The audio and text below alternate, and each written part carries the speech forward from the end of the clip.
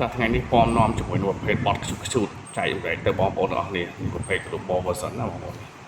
បាទក្លុបបល version នេះបងប្អូនអាចមកមើលបានហើយ SIM 2បងប្អូននេះគឺជា Oppo Find N3 Flip ណាបងប្អូនប្រភេទ 3 Flip ឥឡូវវាអត់ឃើញមានចេញពួកអា3បត់ Oppo ផ្សេងនេះមកសោះនេះឥឡូវមានតែ Oppo Find N3 Flip នេះហើយ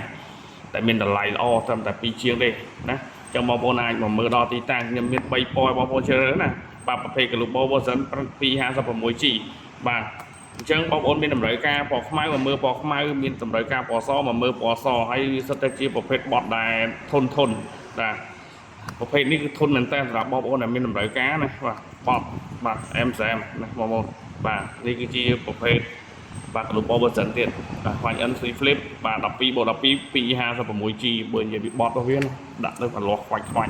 អេក្រង់មុខអេក្រង់ក្រោយយើងប្រើបានទាំងអស់បាទ M30 ហ្មងណាហើយមាន2ពណ៌បងប្អូន3ពណ៌បងប្អូនជ្រើសរើសអញ្ចឹងបងប្អូនស្រឡាញ់ពណ៌ណាមកមើលពណ៌ហ្នឹងណានេះពណ៌នេះក៏បានបាទបត់ដូចគ្នាស្អាតក៏ប៉ិតប្រើចេះស្រួលកាន់ដាក់ដៃដើរលេងអីចឹងកាន់ដៃដើរលេងស្រួលណាអញ្ចឹងបងប្អូន